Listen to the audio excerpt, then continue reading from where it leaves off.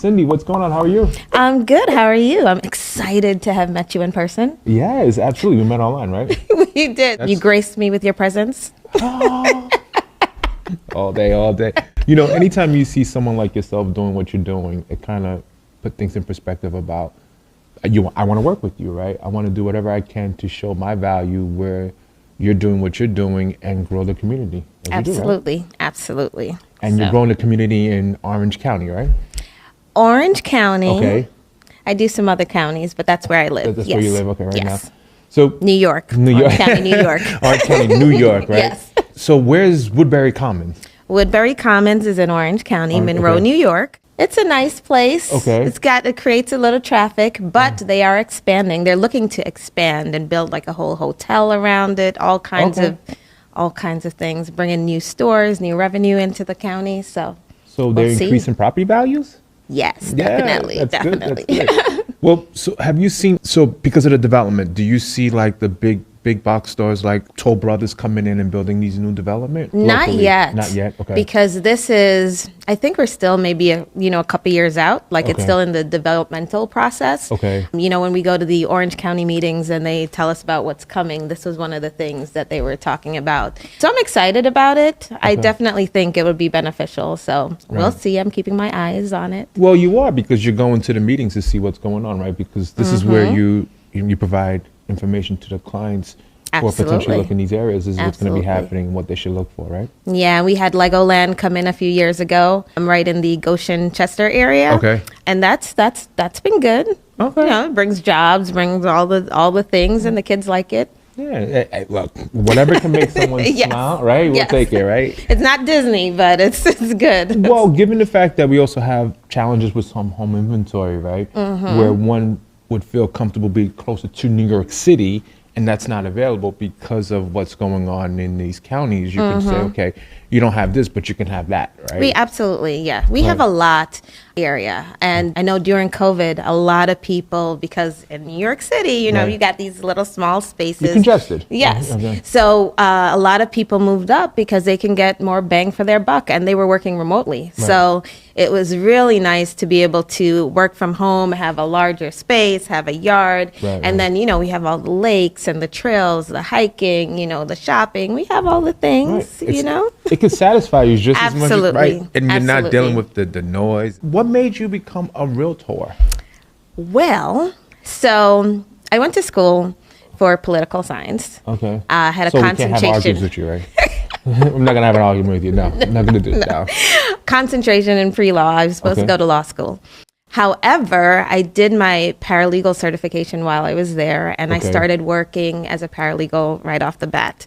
Life happened. I never went to law school, but after a while, I was like, man, I really still want to do that. And I mistakenly thought I could be a realtor and have so much flexibility in my life to be able to go to law school and still be able to, you know, see my son and do basketball games, all these different things. But the realtor life took my 24/7 days, just like the attorney's office. Okay. So I still have not gone. Oh.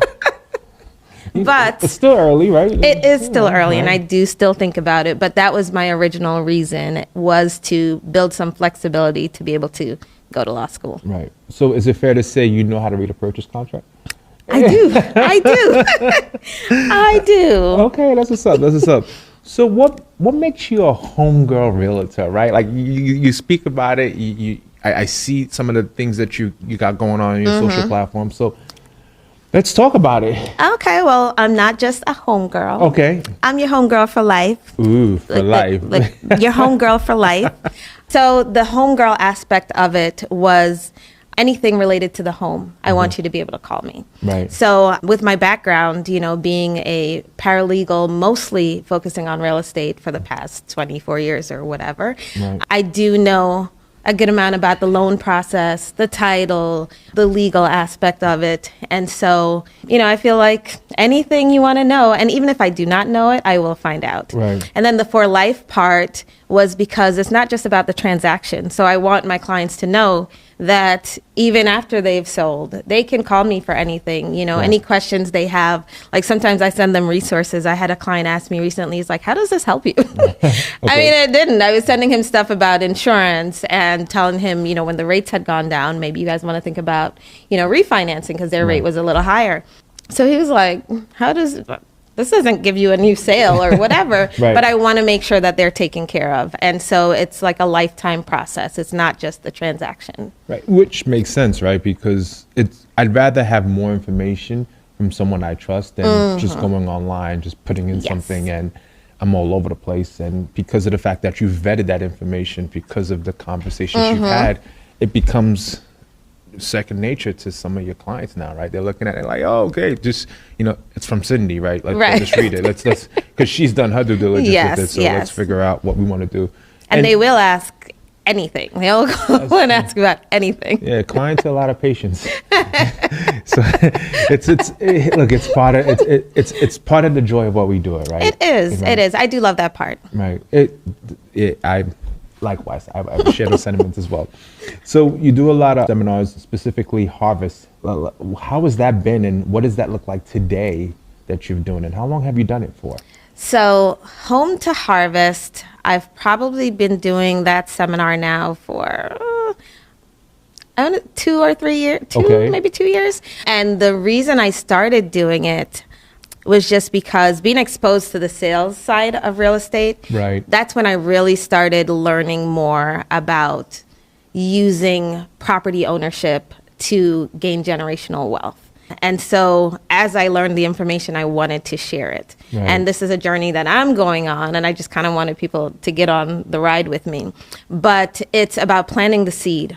Right. So we plant the seed, and when it grows, when you've gotten this property and it starts to grow in equity and it's creating some wealth for you, now what do you do with it? Right. So that was the harvest part. How is it going to be beneficial to your family, to your community? What are you going to do with it? And one of the things we like to say in Keller Williams, is money is only good for the good that it can do. Right. So a lot of people are good and they want to do good things with money. So I know I have some big dreams, right? And I know other people do too. And I just feel like real estate is the fastest way to develop wealth.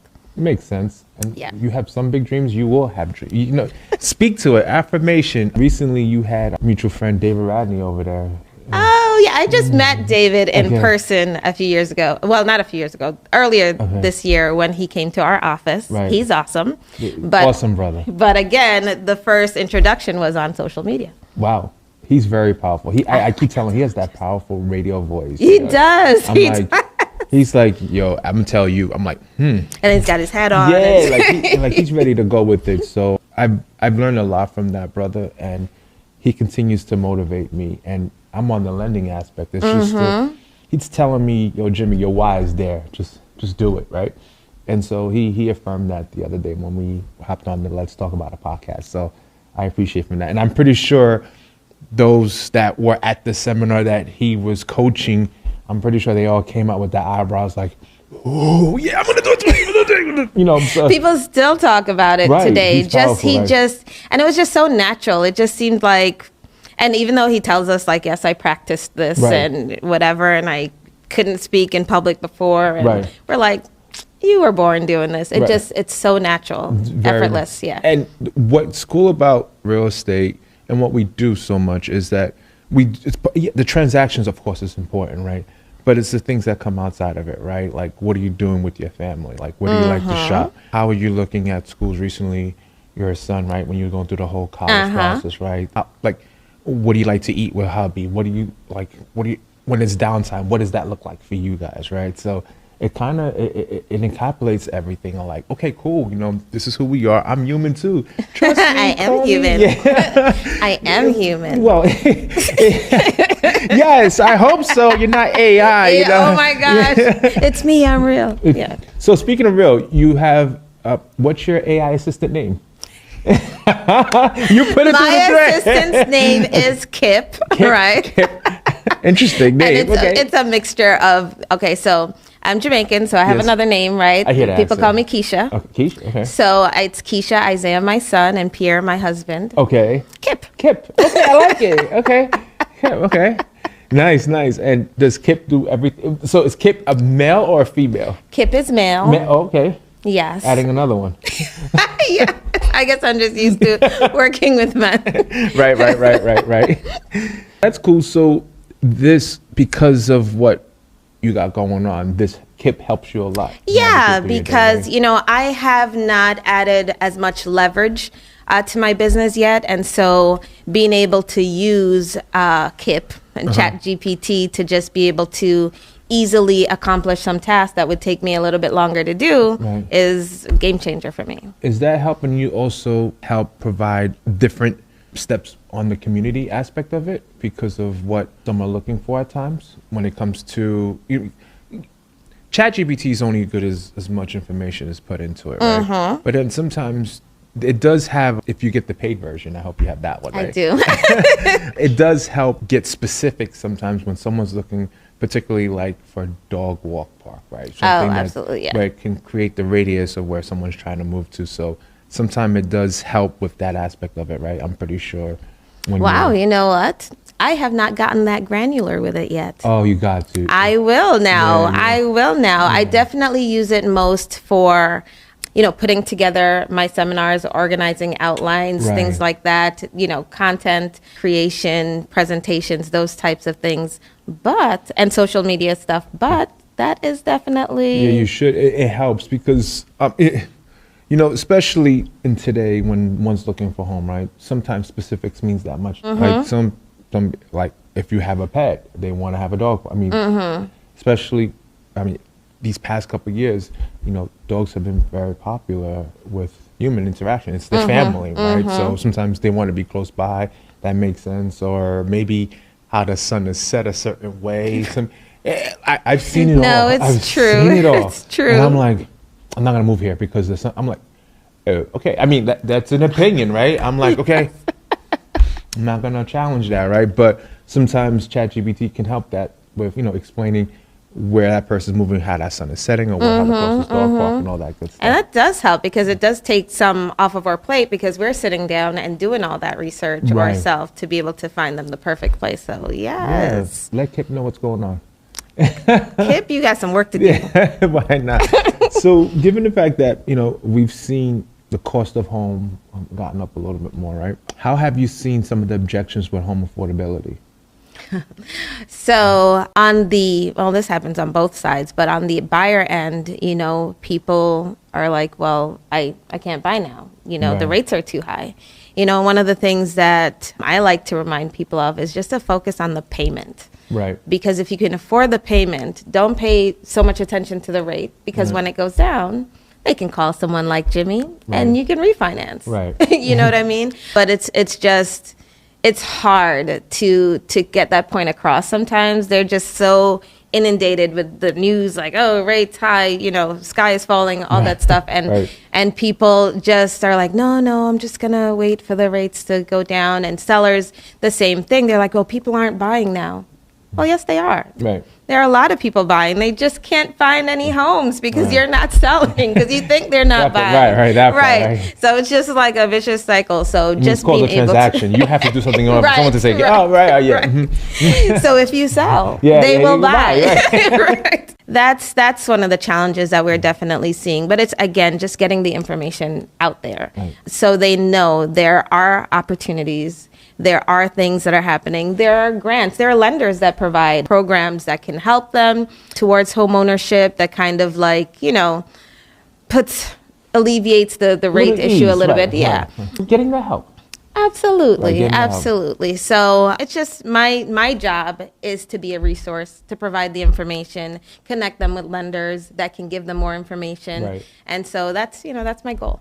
One of the things is, down payment assistance is available for those, especially in the communities that you serve. But also, we at CMG, we have something what's called Home Funded.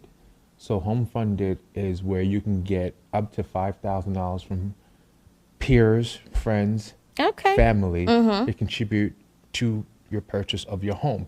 It almost works like a gift fund. Gift fund. So it works like a wedding registry, right? Okay. And eventually, what you can do is put money up to $5,000. So you can have as much people you want as long as they have a credit card number or a routing number, contribute to this fund for owner occupied on the purchase of a home. Okay. And because you're going through us, we also give you a $2,500 credit towards the purchase of your home.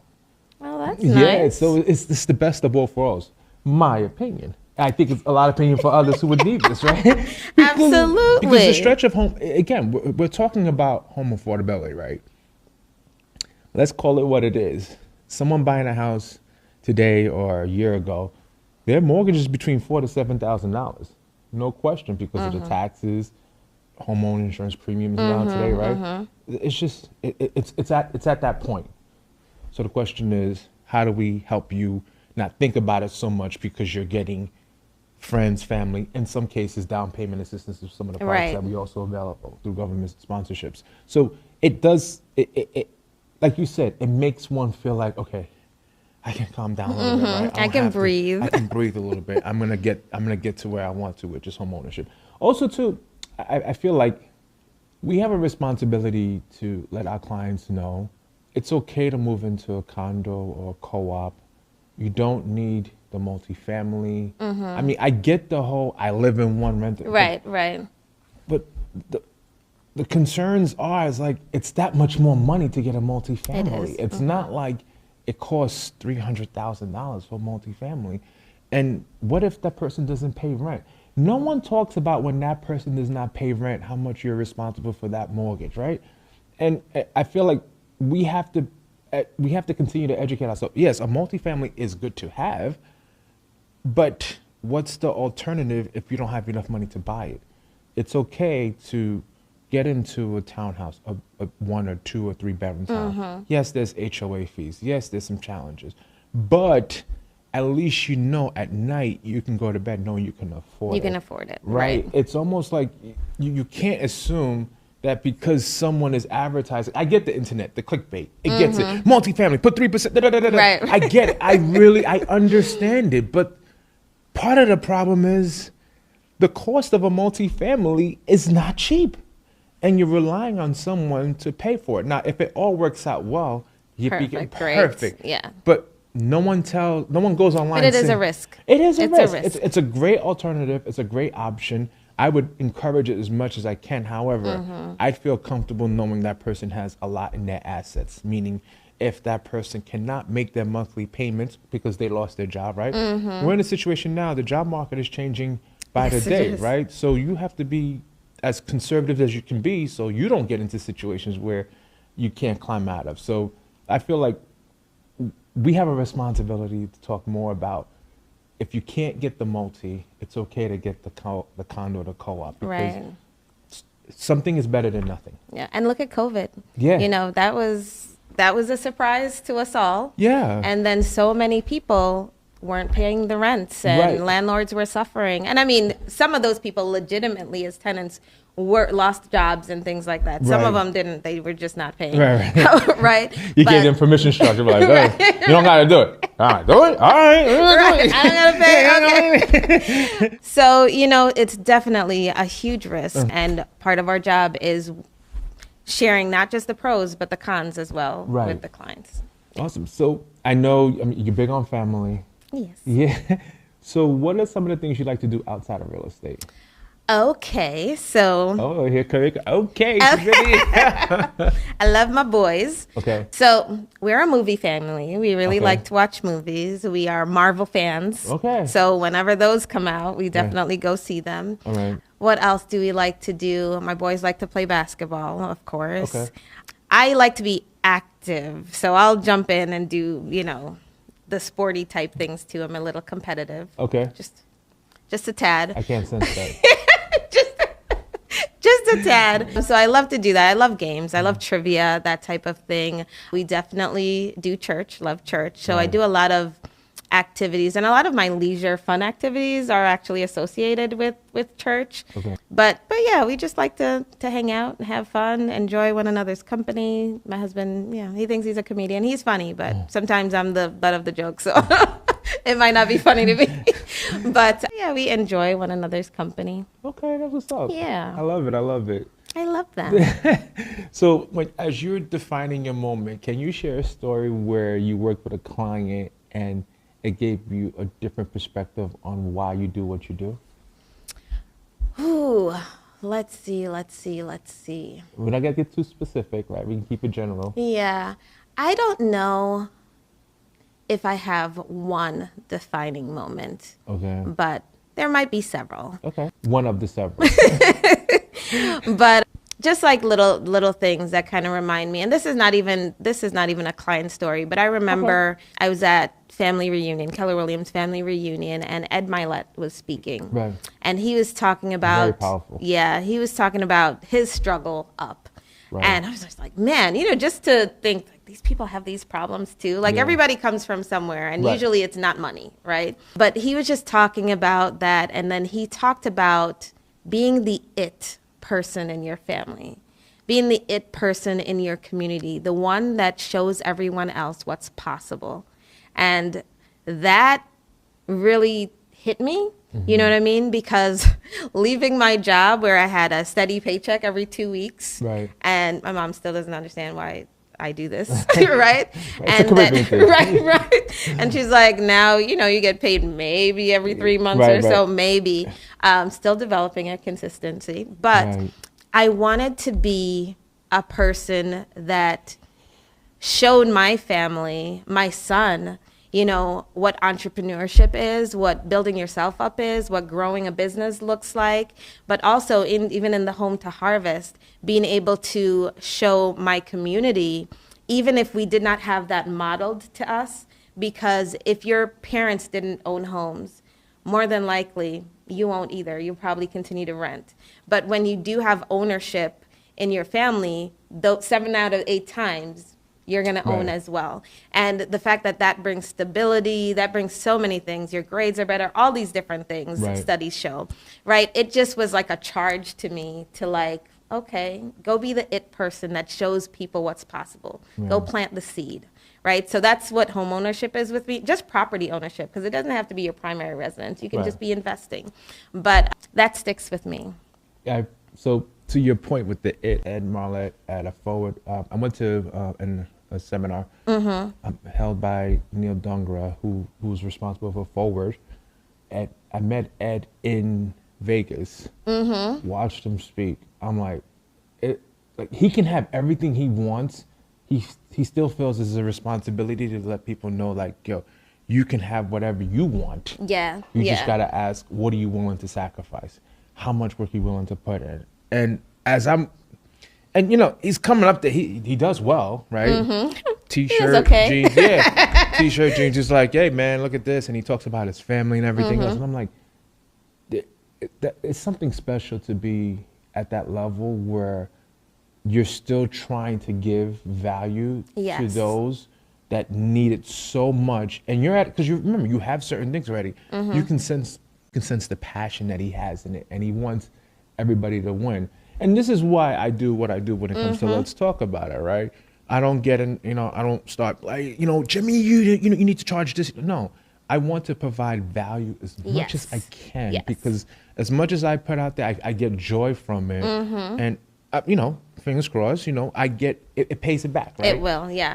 People follow me, people see what I'm talking about, people feel like, all right, this is a trusted professional that can work on someone's mortgages, and someone that you can rely on when the mortgage part is complete, right? Because at some point you do pay off your mortgage. What can I do? How can I be a vessel for what other things you try to do in the universe, right? Yes. So this is what I want the Let's Talk About a platform to be, right? For you too as well, right? Maybe in 2-3 years you go back into legal life. And you're right, that can be happening, right? Because sometimes we're always finding out why, because we're still young. I mean, the world is still young, you still can do growing. it. There's still passion. There's certain things that you can pick up and say, you know what, I'll probably do this, and I can if your business is doing what it's doing, you probably can do certain things parallel. Yes. Right. So that's what it's about. And I want to do everything. I have so many things. Why should you not, right? So I love Jamaican food. Okay. I love jerk chicken, and I love peas and rice. Rice and peas. She corrected me. I done F that up. All day. Rice and peas.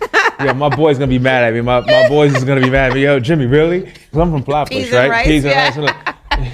You can tell I'm living in that bubble. But what is your favorite Jamaican? I love ackee and saltfish. Ackee and saltfish? Okay. Yes. That is my favorite. But you know what? And I was talking to my husband about this the other day, because there's that debate. Haitian food, Jamaican food, right?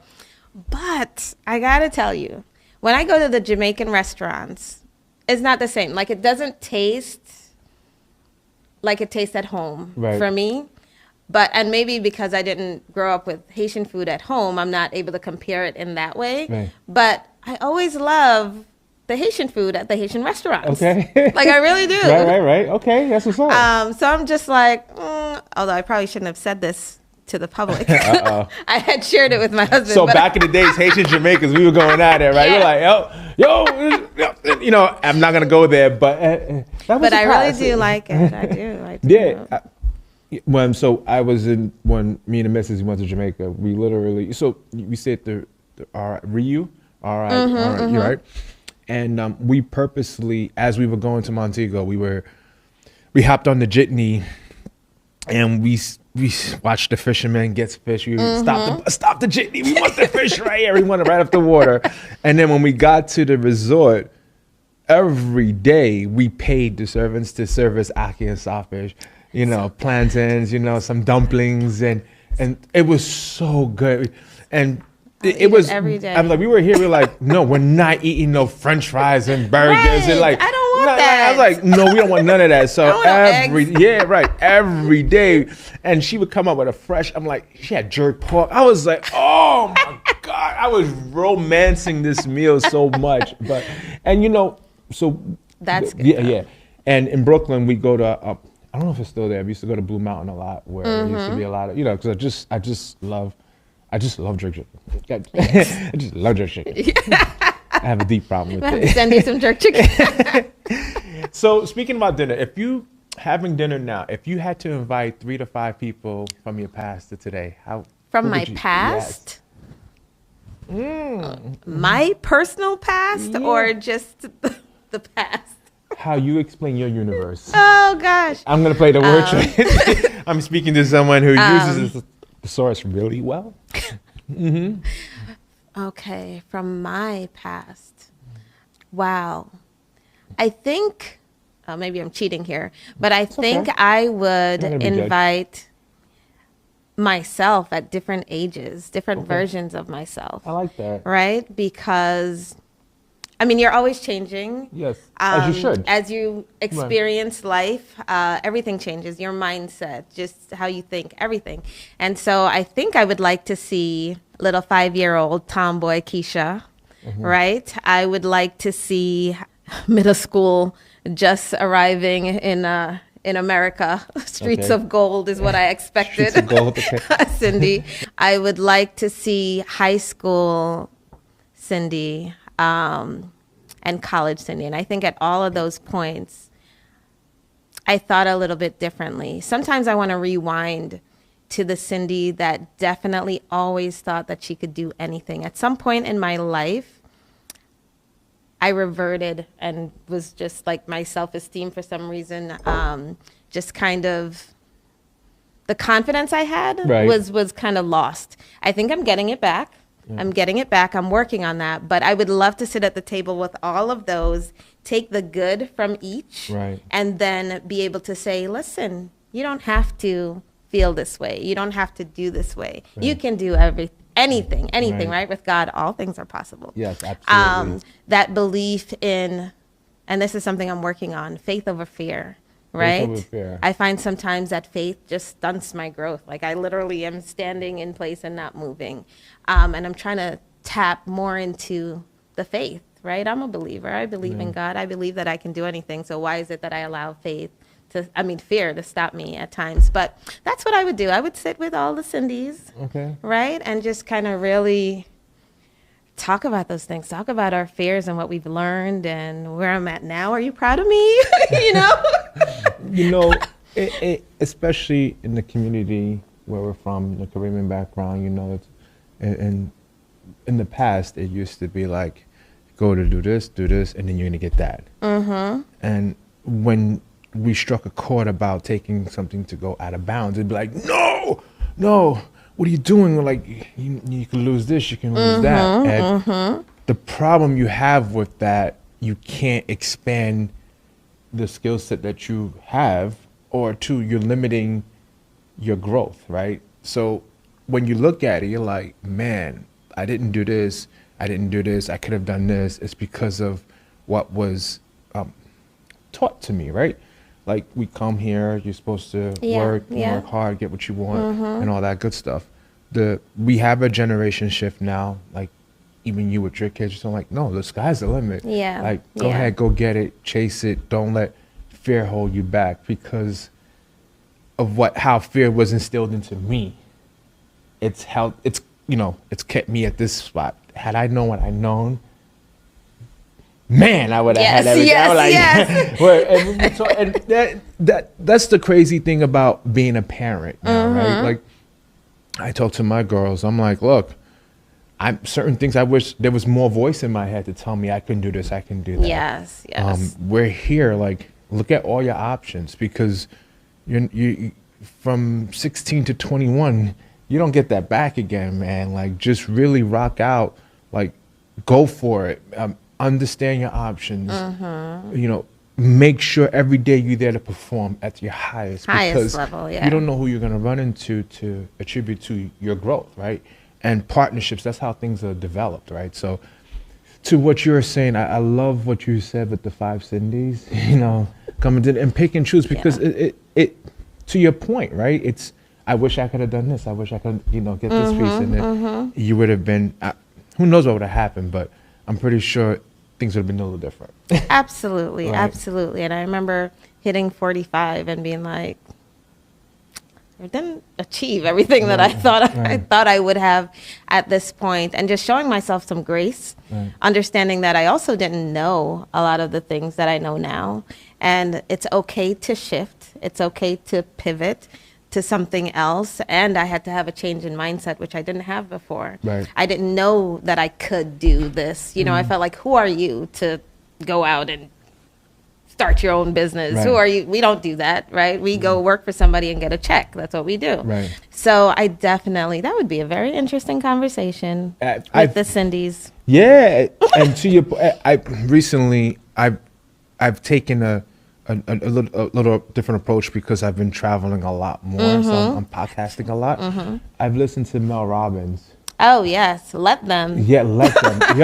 Let them. And it's kind of like, to her point, where, Dartmouth graduate, husband running a business, watching what happened, believing in one thing, not working out, and then doing the shift of, I'm going to speak to this level, and now being compensated for it. And she goes in deep, and watching how she talks about, the fears of not taking on the risk, and holding on to the restaurant when it didn't do well, and like, we're gonna get out of it and all that stuff. I'm like, if she can do it, keep in mind, this is someone who has a law degree, right? Who watched that happen to them at her age, to say, you know what? No, I have a skill. I'm going to do it. Fear is not going to hold me back. Yes. And I'm here now. So I love that. to that point, I've taken an interest to her now. Yeah. So circling back to what you were saying with the 5 Cindy's, taking these different risks, and, not worrying about fear, but understanding, if you believe in what you want to do, go ahead and do it. It's never too late. Yeah. Go ahead and do it. Don't remember her name, but she was the CEO of It Cosmetics, that was bought by L'Oreal. And she actually, I can't remember her name, I'm so sorry. And she actually was at our family reunion this year. And she spoke about, and people in the room were just crying, just thinking about, what are you holding back from your families because you feared doing something, or you didn't take that step? You're holding yourself back, and how is that damaging your family, parents, your children? Like, just thinking about, oh my God, like, I could be here, but I'm still here because I'm still letting fear hold me back. And it's like those things, right? Just like, you always leave it just really trying to figure out, how can I get out of this? Like Cindy, way up. Right. But I mean, little by little, I'm kind of breaking out of there, doing things I didn't think that I would do. Even the dreams that I now think are possible. And this is the problem too. I could never imagine certain things. And if I can't see it, if I can't imagine it, like you can't achieve it if you don't, Right. if you can't even imagine it. And I think now I'm starting to be like, oh, okay, maybe I can do that, right? We're good. Yeah.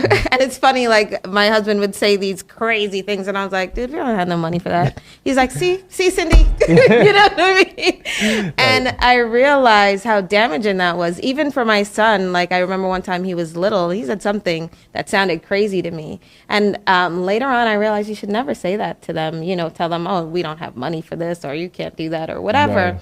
because you don't want to crush their dreams. You want them to dream big. If they can imagine it, they will achieve it. Right. And he will. He's going to be amazing. Of course he is. Yes, he's going You to be pushed amazing. him. Yeah. So, Cindy, if someone's looking for you, where can they find you? If you are looking for me, Cindy Lee, your homegirl for life, Right. you can find me, Keller Williams Hudson Valley United in Middletown, New York. I am on Instagram at Dorcelli Real Estate, DORCELY Real Estate. Also, same handle on Facebook. You can find me on TikTok. I think it's the same handle. YouTube at your homegirl 4, the number 4 life. Okay. I think that's it. My website, cdorsley at kw.com. Thank you so much for coming on. Let's talk about it. Thank you for Always. having me. I feel honored, blessed to be here. It is. It's a blessing for me to have you too, right? I mean, you're coming from that part of New York. Oh, that part of New York. The beautiful Hudson Valley. Right. For those, Jimmy, let's talk about it. I'm on Spotify. I'm on Apple. I'm on Amazon. Just type in "Let's Talk About It" by Jimmy, and you'll find me. And I can't wait for this episode to happen. All I mean, it did right. happen. It Wait, did. can't To wait air? to air. Excuse me. Correction. Yes, let's talk about it. Let's talk about it. Thank you so much, Cindy. Thank you. All right. Good day.